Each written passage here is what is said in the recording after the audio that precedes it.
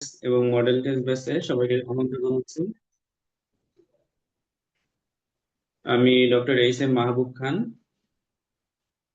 আম, আমরা সবাই জানি যে এফসিপিএস পরীক্ষা, মিড টার্ম পরীক্ষা আমাদের দুয়ারে করার আছে। এই পরীক্ষার প্রস্তুতিকে আরো কিভাবে শানিত করা যায়, কিভাবে আপনাদের প্রস্তুতিকে আরো বেশি বেগবান করা যায়, এই জন্য জেনেসিস সবসময় আপনাদের পাশে ছিল এবং সামনেও আছে। এই লক্ষ্যে জেনেসিস আপনাদের প্রিপারেশনকে আরো বেশি গতিশীল এবং আপনাদের প্রিপারেশন কিভাবে নিয়েছেন, কিভাবে আপনাদের প্রিপারেশন কতটুকু হয়েছে, এটার একটা প্র্যাকটিক্যাল অ্যাপ্লাই এর জন্যই আপনাদের জন্য নিয়ে আসছে FCPS mid term model and mock test batch. এই ব্যাচকে সামনে রেখে আজকে ওরিয়েন্টেশন প্রোগ্রাম। এই ব্যাচের ডিটেলস, ব্যাচ এর কারিকুলাম, পরীক্ষা সিস্টেম সবকিছু মিলাই আমরা আপনাদের সাথে আলোচনা করব। আমাদের সাথে আলোচনা করার জন্য আজকে উপস্থিত আছেন নাফিসা, ডক্টর নাফিসা নাওয়ার আপু। আমি সরাসরি আপুর কাছে চলে যাচ্ছি। আপু, আহ, আপনি শুরু করেন আপু, প্লিজ।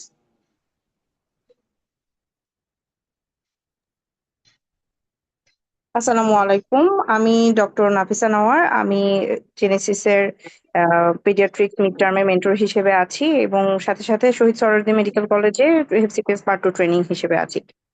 আজকে আমরা যেই কারণে এখানে সবাই একত্রিত হয়েছি সেটি হচ্ছে exclusive mock and model test June 2026 এর এফসিপিএস মিড টার্ম পেডিয়াট্রিক্স এর।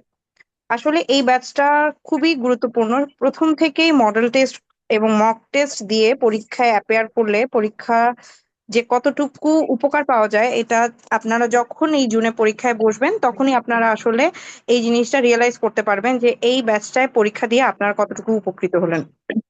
জিনিসটা হচ্ছে এইবার যে পরীক্ষাটা 15 দিন আগে এসছে এর জন্য হচ্ছে সময়ও কম পেয়েছেন। সাথে সাথে দেখা গিয়েছে যে হলো গিয়ে যারা যতটুকু প্রিপারেশন নিয়েছেন, প্রিপারেশনটা এখন একেবারে লাস্ট পর্যায়ে। এখন অতটুকু প্রিপারেশন দিয়ে আপনি কিভাবে পুরা একটা সিলেবাস একটু সময়ের মধ্যে কাভার করে পরীক্ষায় অ্যাপিয়ার করবেন এবং আশা করবেন ওই পরীক্ষাটা থেকে একটা ফ্রুটফুল রেজাল্ট পাওয়ার জন্য, সেটাই হলো গিয়ে স্পেশাল ব্যাচটার হচ্ছে উদ্দেশ্য। আর ব্যাচটা আমাদের মানে সাজানোই হয়েছে এরকম ভাবে যাতে আপনাদের কোনো টপিক কোনো কিছুই মিস না যায়।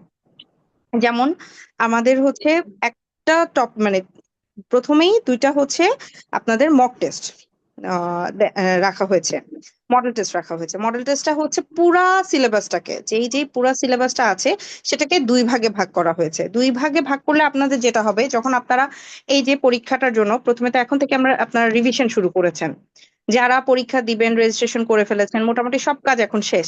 এখন কাজ হচ্ছে শুধু রিভিশন দেওয়া। এখন রিভিশন দেওয়ার জন্য দেখা যায় হলো গিয়ে সামনে ঈদ আছে, একটা মানে হ্যাসেলের পরে গিয়ে আপনার পরীক্ষায় বসবেন, এর মধ্যে আপনি কতটুকু কাভার করতে পারবেন। যেহেতু আপনাদের যদি একটা ডিজাইনড একটা প্ল্যাটফর্ম থাকে তাহলে কি হবে যে আপনার এই টপিক গুলা, যেমন আপনি দুই ভাগে ভাগ করে ফেললেন, এই টপিক গুলো আমি ফার্স্ট হাফে পড়বো, এই টপিক গুলো আমি সেকেন্ড হাফে পড়বো। যেমন আপনাদের 18 তারিখ পরীক্ষা শুরু হচ্ছে, পরীক্ষাটা ফার্স্টে এসবিএ দিয়ে শুরু হচ্ছে। আপনি যদি এখন থেকে পড়া শুরু করেন, দেখা যায় 18 তারিখে যেই পরীক্ষাটা দিবেন সেই কি কি টপিক গুলো আছে সেই টপিক গুলো আপনার একবার পড়া হলো। এবং আপনি যখন A to Z পড়বেন, আপনি খেয়াল করবেন যে আপনার কোন জায়গায় ল্যাকিংস আছে। ঠিক আছে, ওই ল্যাকিংস গুলো আপনি মার্ক করে রাখবেন। এরপরে আপনার যখন এই টপিক গুলোর উপরেই 21 তারিখে আবার হচ্ছে এসএ কিউ থাকবে, তখন আপনি যেই টপিক গুলাতে ল্যাকিংস পেয়েছিলেন সেই টপিকস গুলা ফার্স্টে ধরবেন। ওই টপিকস গুলা পড়ার পরে তারপর আপনি পুরো রিভিশনটা কমপ্লিট করবেন। আপনি খেয়াল করবেন যখন আপনি দুই ধাপে পরীক্ষাটা দিচ্ছেন তখন আপনার কমপ্লিট একটা প্রিপারেশন ওই টপিকের মধ্যে জন্য হয়ে যাবে। তারপরে হচ্ছে আপনার 25 তারিখের পরে হচ্ছে 21 তারিখের পরে 24 তারিখে হচ্ছে আরেকটা পরীক্ষা। সেটা হচ্ছে আর সেকেন্ড হাফের। সেখানে কার্ডিওলজি আছে, জেনেটিক্স আছে, ক্রোমোজোমাল ডিসঅর্ডার আছে, ডার্মা আছে, কানেকটিভ টিস্যু ডিসঅর্ডার আছে, মাস্কুলোস্কেলেটাল আছে, নিউরোলজি আছে, তারপর অ্যাক্সিডেন্ট এবং পয়জনিং আছে, ইমার্জেন্সি, পালমোনোলজি, সার্জিক্যাল প্রবলেমস এগুলো আছে। যেমন কিছু কিছু টপিক দেখবেন যে আপনি এখানে যদি আপনি নিজেই করতে চান তখন দেখবেন কিছু টপিকস বাদ পড়ে যায়। সো আপনি যদি এইখানে আমার কি কি পরীক্ষা আছে ওই টপিক ওয়াইজ পড়তে থাকেন তাহলে কোনো টপিক স্কিপ হওয়ার কিন্তু কোনোই সম্ভাবনা নাই। লাইক হচ্ছে দেখা যায় যে সার্জিক্যাল প্রবলেমস গুলা সেগুলো অনেক সময় বাদ পড়ে যায়, কিন্তু ইন্টারসাসেপশন থেকে, ফাইমোসিস থেকে প্রবলেম গুলো কিন্তু প্রায় আসে। তারপর হচ্ছে দেখেন ডার্মা আমরা বাদ পড়ে যেতে পারে। এখন আপনি যদি এই টপিক ওয়াইজ পড়তে থাকেন দেখা যাবে হলো গিয়ে ডার্মাতেও আপনি হচ্ছে স্ক্যাবিস থেকে কোশ্চেন আসতেছে, ওই টপিক গুলো কিন্তু আর স্কিপ হয়ে যাওয়ার কোনো সম্ভাবনা থাকে না। তারপর হচ্ছে আপনি যখন এই টপিক গুলো পড়লেন এসবি এর জন্য, আপনি মার্ক করতে পারলেন যে আমার এই জায়গাগুলোতে প্রবলেম আছে। এই প্রবলেম গুলো আপনি পরের রিভিশনে হচ্ছে ফার্স্টে সলভ করে তারপর বাদ বাকি রিভিশনটা দিলেন, তাহলে আপনার যে 1 তারিখের, জুনের 1 তারিখে যে হচ্ছে এসিকিউটা আছে ওটা একটা ফুল প্রিপারেশন হলো। এই দুইটা প্রিপারেশনের মধ্যেও আপনাদের আরো একটা জিনিস হচ্ছে, তাহলে আমরা কিন্তু এখানে 4টা পরীক্ষা দিয়ে দিলাম। এই 4টা পরীক্ষার সাথেই কিন্তু আপনাদের এক্সক্লুসিভ সলভ ক্লাস থাকবে। সলভ ক্লাসে কি প্রবলেম গুলো আপনি শেয়ার করতে পারবেন, আপনার যেই যেই এই টপিক গুলো পড়ার সময় আপনাদের যাই কোশ্চেন আসুক, কোশ্চেন ছাড়াও আমাদের মেন্টররা কিন্তু দেখা যায় হলো গিয়ে কোশ্চেনের পাশাপাশি আপনারা ক্লাস করার সময় বা হচ্ছে পরীক্ষা দেওয়ার সময় কোনো বা রিভাইজ করার সময় কোনো প্রবলেমে যদি পড়েন, তাহলে ওই প্রবলেম গুলাও কিভাবে আপনি বিসিপিএস এ থ্রু করবেন, কিভাবে আপনি পরীক্ষায় লিখবেন সেগুলো সম্পর্কেও কিন্তু আলোচনা করা হয়। একটা টপিক থেকে নিশ্চয়ই কোশ্চেন আছে, কিন্তু ওই টপিকটা ছাড়াও আর কি কি কোশ্চেন আসতে পারে বা আপনি অন্যান্য এই টপিকের আশেপাশে কিভাবে এই প্রিপারেশনটা নিবে সেগুলো নিয়েও কিন্তু ক্লাসে আলোচনা হয়। তারপর আপনি যখন প্রিপারেশনটা নিবেন, তাহলে দেখা যায় আপনি বিসিপিএস এর কিছু প্রিভিয়াস কোশ্চেন আপনি দেখলেন, তাহলে আপনার নলেজটা আরো বেশি গেইন হবে। আপনার দেখা যাবে হলো গিয়ে পরীক্ষার জন্য প্রিপারেশনটা আরো সলিড হবে। এই 4টা পরীক্ষা দেওয়ার পরে এবং সলভ ক্লাস করার পরে নিশ্চয়ই আপনার মোটামুটি একটা বেস ক্রিয়েট হয়ে যাবে, তাই না? এরপরেও আপনার থাকবে আমাদের কাছ থেকে 2টা মডেল টেস্ট, এবং 2টা মডেল টেস্টেরই কিন্তু পুরোপুরি মডেল টেস্ট গুলো হয় আপনার বিসিপিএস এর পরীক্ষা যেমন হয় ঠিক তেমন ভাবে। ঠিক আছে? তাহলে মডেল টেস্টের বিসিপিএস এর পরীক্ষা আপনি তাহলে 4টা গ্রুপের খাতা কিভাবে লিখবেন, তারপর কত টাইম মেনটেন করে লিখতে হবে, তারপর হচ্ছে কতক্ষণের মধ্যে কতটুকু টু দা পয়েন্ট কতটুকু অ্যান্সার করলে আমি ফুল মার্কসটা ক্যারি করতে পারবো, সেই জিনিসগুলো সম্পর্কেও আপনার একটা ব্রিফ আইডিয়া হবে। এবং এর মধ্যেও আপনি যদি কনফিউশনে পড়েন যে আমি কোথা থেকে অ্যান্সার করব, বা কিছু কিছু কোয়েশ্চেন থাকে যে হলো গিয়ে যে আমি কোন পয়েন্টটুকু অ্যান্সার করলে বুঝতে পারি না, সেই জিনিসগুলো আপনি ওখান থেকে বুঝতে পারবেন যে আমার এভাবে পরীক্ষা দিলে আমার নাম্বারটা ফুললি গ্যাদার করতে পারবো। এবং সাথে সাথে এই মডেল টেস্ট গুলার সলভ ক্লাস গুলো যে কি ইম্পর্টেন্ট, প্রত্যেকটা টপিকের আপনার এত বড় একটা কোশ্চেন যখন হচ্ছে আপনি সলভ ক্লাস করবেন, তাহলে আপনার প্রিপারেশনের কোনো খাত থাকার কথা না। তারপর হচ্ছে 2টা মডেল টেস্টের পরেও আপনাদের সলভ ক্লাস হওয়ার পরেও তাহলে আমাদের প্রায় হচ্ছে 6টা পরীক্ষা, 6টা সলভ ক্লাস হয়ে যাচ্ছে, প্রায় 12টা পরীক্ষা, 12টা ক্লাস হয়ে গেল। এবং তারপরেও আপনাদের জন্য থাকবে একটা স্পেশাল ক্লাস, সেটা 9 তারিখে থাকবে জুনের। সেই স্পেশাল ক্লাসটা কি, এখানে আপনাদের স্পেশাল ট্রিক্স কোন কোন জিনিসগুলা ওই লাস্ট মোমেন্টে পড়তে হবে, এবং হচ্ছে কি কি কি পয়েন্ট গুলা মাথায় নিয়ে যেতে হবে, কিভাবে আপনি কোয়েশ্চেনটা অ্যান্সারটা লিখলে আপনার মার্কস বেশি ক্যারি করতে পারবেন। অনেক কোয়েশ্চেনই থাকে যে দেখা যায় হলো গিয়ে আমরা অ্যান্সারটা বুঝি না, যেমন হচ্ছে দেখা যায় হলো গিয়ে একটা স্যামের সিনারিও দিয়েছে এবং সাথে ওখানে শক ছিল, তো আমরা শুধু সিভিয়ার অ্যাকিউট ম্যালনিউট্রিশন লিখে আসি। শকটা যে লিখবো বা কমপ্লিকেটেড স্যাম নাকি সেটা কি লিখবো নাকি সেটা বুঝি না। তারপর হচ্ছে এখন মিজেলস এসেছে, মিজেলস এর সাথেও মিজেলস এর যদি কোয়েশ্চেনটা আসে, মিজেলস এর কোয়েশ্চেন কখন আমি কমপ্লিকেটেড মিজেলস বলবো, কখন মিজেলস উইথ ওরাল কমপ্লিকেশন বা ওটা বলবো, পোস্ট মিজেলস কখন বলবো। তো ওই জিনিসগুলো কোনটাকে কিভাবে আমি লিখবো সেই প্রত্যেকটা কোয়েশ্চেন ওইখান থেকে যখন আলোচনা হবে, সেটাই আপনাদের একটা ভালো আইডিয়া মাথায় থাকবে। এবং সাথে সাথে দেখেন এখন আপনারা থরলি পড়তে থাকবেন। প্রতিদিন আপনাদের পড়ার মাঝে আপনাদের কিছু কনফিউশন অ্যারাইজ হবে, আপনারা সেগুলো টুকে রাখবেন। প্রতিদিন আপনারা যখন পরীক্ষায় অ্যাপিয়ার করবেন, সলভ ক্লাস যখন হবে, তখন আপনারা সেগুলো ডিসকাস করার একটা ভালো একটা প্ল্যাটফর্ম পাবেন। ঠিক আছে? এজন্য এই মডেল টেস্ট দেওয়া মানে পরীক্ষার আগে আপনাদের ওই ধাঁচেই একটা মক টেস্ট গুলাতে অ্যাপিয়ার করা খুব বেশি প্রয়োজন। না হলে দেখা যায় হলো গিয়ে আপনি পরীক্ষায় গিয়ে একে তো হচ্ছে এসবি এর কোশ্চেন গুলা পারা, প্লাস হচ্ছে পরের দিন এসিকিউ তে টাইম ম্যানেজ করা, এবং হচ্ছে প্রত্যেকটা পরীক্ষায় যে হলো গিয়ে 4টা গ্রুপের যে 4টা খাতায় লিখতে হবে, কতক্ষণ টাইমের মধ্যে লিখতে হবে, এগুলো সবকিছু ম্যানেজ করে পরীক্ষাটা দেওয়াও কিন্তু একটা আর্ট। ওইভাবে আমি কিভাবে সবকিছু ডেলিভার করে আসতে পারবো, কারণ আপনার দেখা যেতে পারে যে গ্রুপ এ গ্রুপ বি তে খুব সহজ ডায়াগনোসিস আপনি পার পেয়ে গেলেন, আপনি তখন অনেক মনের মাধুরী মিশায় লিখলেন, কিন্তু আপনি দেখলেন যে 3-4-এ গিয়ে আপনার সময় লাগছে। সো কিভাবে আপনি ফার্স্ট থেকেই টাইম ক্যালকুলেট করে পরীক্ষায় লিখবেন, সেগুলো যদি আপনি আগে থেকে ওই প্রসেসটার মধ্যে থেকে গো থ্রু না করেন, তাহলে কিন্তু সম্ভব হচ্ছে না। আবার আপনি ভাবলেন যে আমি এই কোয়েশ্চেনটার এই অ্যান্সারটা লিখেছি, এর জন্য আমি ফুল মার্কস ক্যারি করব, কিন্তু দেখা যায় ওইটার মধ্যেও কিছু ঘাটতি থেকে যায়। অনেক কোয়েশ্চেনেরই দেখা যায় হলো গিয়ে আপনি ওই জিনিসটা বুঝতে পারলেন না, যে পরীক্ষায় যদি আগে লিখে থাকেন, আগে এই সম্পর্কে যদি আলোচনা হয়ে থাকে, তাহলে দেখা যায় পরবর্তীতে আপনাদের জন্য এটা অ্যান্সার করা ইজি হয়। তাহলে মোটামুটি 13টা সেশন থাকবে আমাদের এই ব্যাচটাতে। 18 তারিখে শুরু হচ্ছে, 9 তারিখ পর্যন্ত থাকছে। এবং যারা মোটামুটি আহ মানে প্রিপারেশন নিয়েছেন এবং নিচ্ছেন, কিছু অংশ বাকি রয়ে গিয়েছে, এগুলো ভেবে পরীক্ষা থেকে স্কিপ করা যাবে না।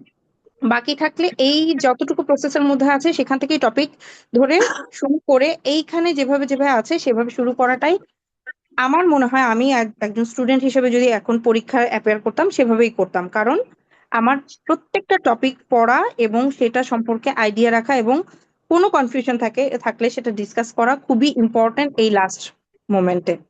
তাহলে আপনাদের যারা হচ্ছে পরীক্ষা দিবেন বা আমাদের সাথে যুক্ত আছেন সবাইকে বলবো, সময় মতো প্রতিটা দিন যখন সময় থাকবে সেই সময়ে সেই ডেটেই পরীক্ষায় অ্যাপিয়ার করার চেষ্টা করবেন।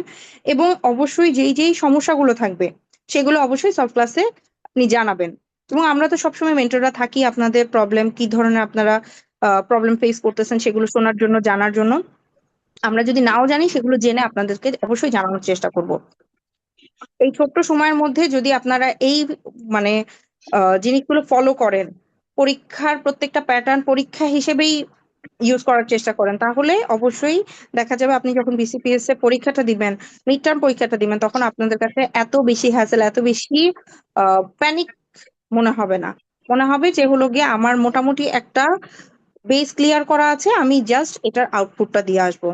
আপনাদের সবার জন্য শুভকামনা। আমি চেষ্টা করেছি পুরো আউটলাইনটা বলার জন্য। আপনারা অবশ্যই যেই যে টপিকটা আছে ওই লেআউটটা নিয়ে টপিক গুলো লিখে এবং প্রত্যেকটা টপিক টিকমার্ক করবেন যে হচ্ছে এই টপিক গুলো আমার পড়া হয়েছে, এই টপিক থেকে কি কি কোয়েশ্চেন আমার কনফিউশন আছে সেগুলো আলাদা রাখবেন।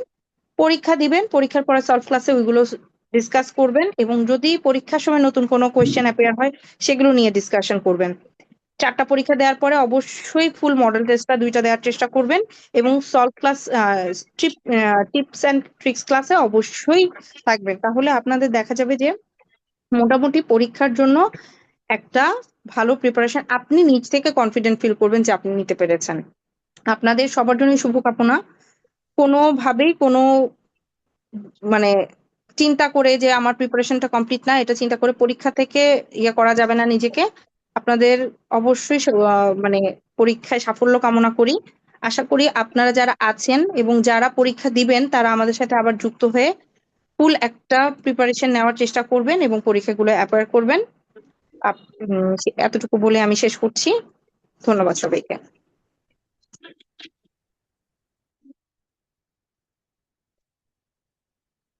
জি, ধন্যবাদ আপু।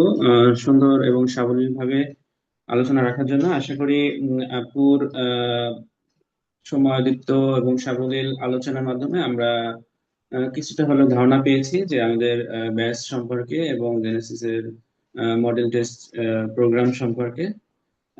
আপু অনেকগুলো কথা বলছে, তার ভিতরে সবথেকে গুরুত্বপূর্ণ যে বিষয় হচ্ছে যে এই পরীক্ষার মাধ্যমে আমরা আমাদের একটা কমপ্লিট প্রিপারেশন কিন্তু আমরা নিতে পারবো। আমরা যদি রিয়েল পরীক্ষার মতো করে যদি পরীক্ষাগুলো দিতে পারি, তাহলে আহ, আহ, যখন আমরা বিসিবিএস এ পরীক্ষা দিব তখন মনে হয় না আমি তো এই পরীক্ষা দিয়ে আসছি, পরীক্ষা তো আমি পারি টাইম মেনটেন এবং কোশ্চেন আনসার সম্বন্ধে আমাদের কমপ্লিট ধারণা থাকে, তাহলে আমরা বুঝতে পারবো যে টাইম মেনটেন করতে পারবো এবং কোন কোশ্চেন কতটুকু আনসার করতে হবে।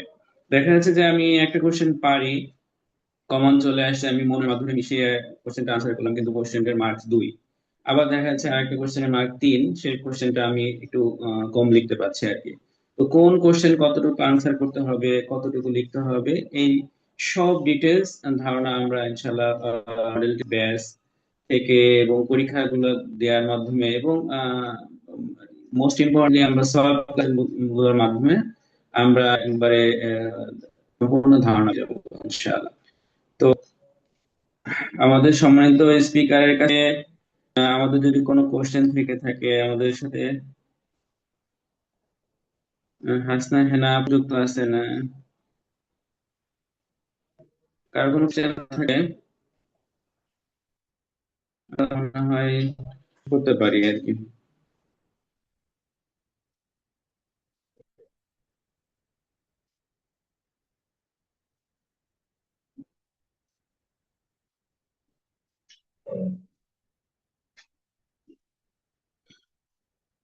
তো সুপ্রিয় চিকিৎসক বৃন্দ, আপনারা আপনাদের অসংখ্য ধন্যবাদ আমাদের এই সেশনকে সময় দেওয়ার জন্য। যারা সময় দিতে পারেননি তারা ইনশাআল্লাহ রেকর্ডেড ক্লাসটা করে নেবেন, রেকর্ড শুনবেন এবং আশা করি যে আপনারা প্রত্যেকে আমাদের ব্যাচে জয়েন করবেন, মডেল টেস্ট গুলো দিবেন এবং কমপ্লিট প্রিপারেশন আপনাদের হয়ে যাবে ইনশাআল্লাহ। তো আজকে এই পর্যন্তই। সবাই ভালো থাকেন। আহ, হ্যালো, আসসালামু আলাইকুম। জি আপু, কি কিছু বলবেন? হ্যাঁ, আমি কিছু বলতে চাচ্ছিলাম। আমি আর কি গ্রুপে জি জি। একটা মেসেজ দিয়েছিলাম একটা, কিন্তু কোনো রেসপন্স পাইনি হোয়াটসঅ্যাপ গ্রুপে। মানে হচ্ছে ওই যে হোয়াটসঅ্যাপে? অ্যাডমিশন। জি জি জি। মানে কোনো সমস্যার যদি সম্মুখীন হই আমরা আমরা যদি কোনো জি জি কোয়েশ্চেন জি করি জি জি। তাহলে যদি ওইটা হ্যাঁ হ্যাঁ হ্যাঁ, আমি র্যাপিড মানে হোয়াটসঅ্যাপে। ইয়ে পাওয়া যেত তাহলে জি জি ভালো হতো। জি জি জি। দাদা আপু, আপনার সমস্যাটা আমরা ইনশাল্লাহ সমাধান করার চেষ্টা করবো। এই বিষয়টা একটু দেখেন আর কি। আর আজকে সম্পর্কে কিংবা এর সম্পর্কে আপনার কোনো কোশ্চেন আছে কিনা আপু? না, আজকে এ সম্পর্কে কোনো কোয়েশ্চেন নাই। এমনিতে আমি জানতে চাচ্ছিলাম যে আমাদের সামনে যে পরীক্ষাটা সেখানে অ্যাডোলেসেন্স বেবিসিং আর হচ্ছে মেটাবলিক ডিসঅর্ডার এখানের মধ্যে টপিক কি কি থাকবে এটা আর কি জানতে চাচ্ছিলাম। তা আপনার যদি কাইন্ডলি একটু নাফিসা জানাতেন নোয়ার, তাহলে ভালো। নাফিসা নোয়ার আপু আছেন কি?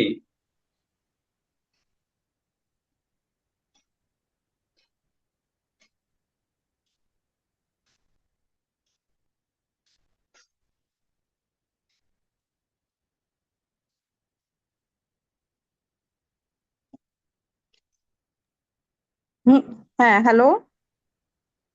জি আপু। হ্যাঁ, জি ভাইয়া আমাদের বলেন। আপু একটু কোশ্চেন করছেন যে অ্যাডোলেসেন্ট মেটাবলিক ডিসঅর্ডার থেকে কি কি টপিকস থাকবে একটু। আচ্ছা, মেটাবলিক ডিসঅর্ডার থেকে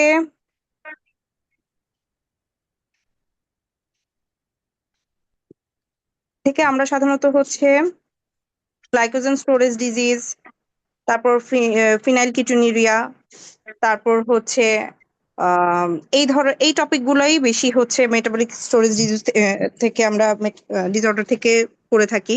মেইনলি গ্লাইকোজেন স্টোরেজ ডিজিজটা এটা পড়তেই হবে।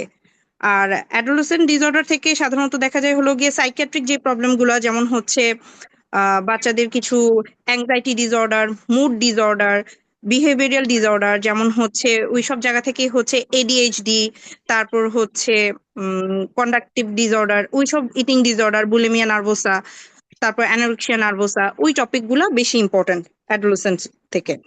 ঠিক আছে, মুড ডিসঅর্ডারের মধ্যে হচ্ছে ডিপ্রেসিভ, মেজর ডিপ্রেসিভ ডিসঅর্ডার, এগুলোর চেয়ে হচ্ছে বাচ্চাদের অ্যাংজাইটি ডিসঅর্ডারটা থাকে, যেমন এডিএইচডি থাকে, তারপর হচ্ছে অটিজম স্পেকট্রাম, ওইগুলো হচ্ছে অ্যাডোলেসেন্ট থেকে ইয়ে থেকে পড়বেন। আর হচ্ছে মুড ডিসঅর্ডার ওগুলো, আর ইয়ে থেকে গ্লাইকোজেন স্টোরেজ ডিজিজ, এইসব টাইপের টপিক গুলো পড়বেন। জি আপু, ধন্যবাদ।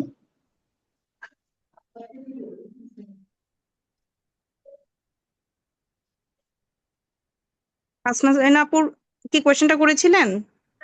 জি জি, থ্যাংক ইউ আপু।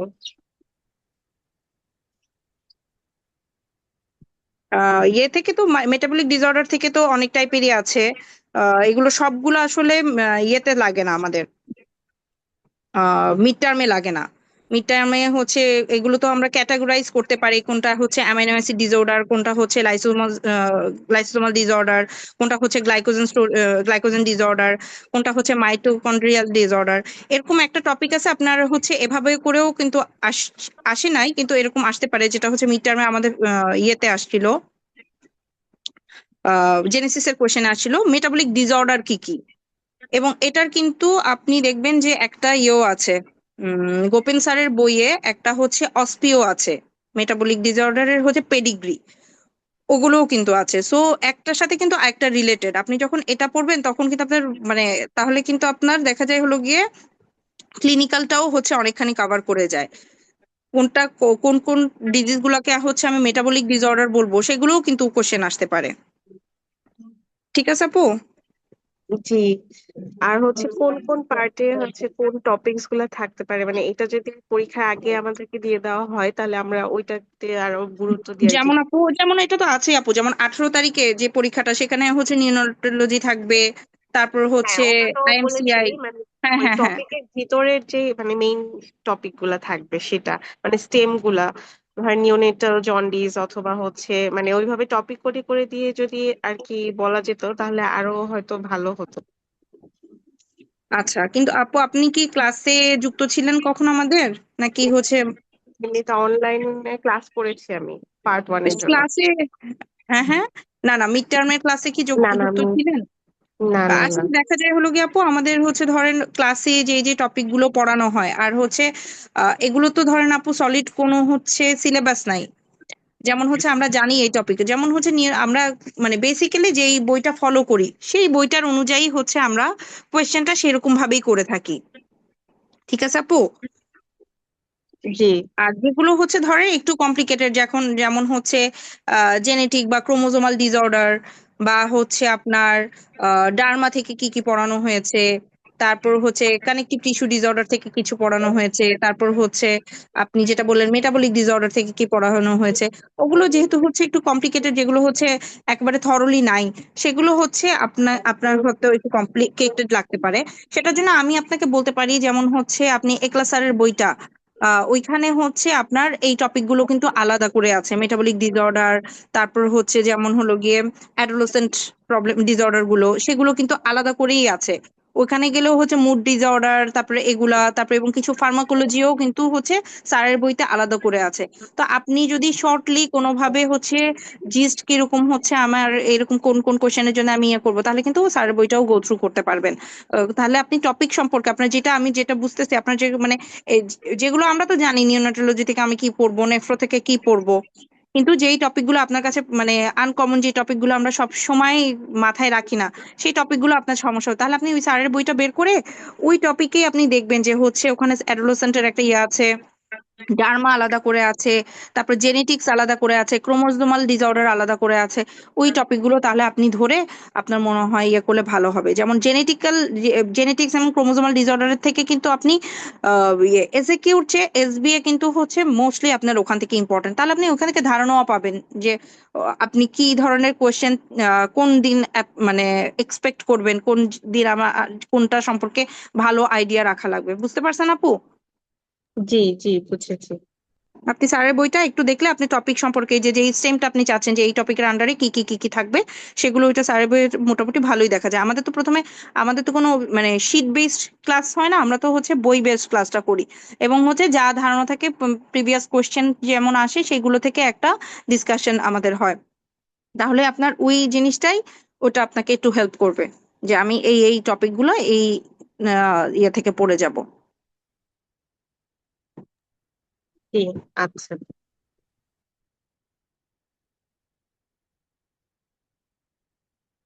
আর কারো কি কোনো কোয়েশ্চেন আছে?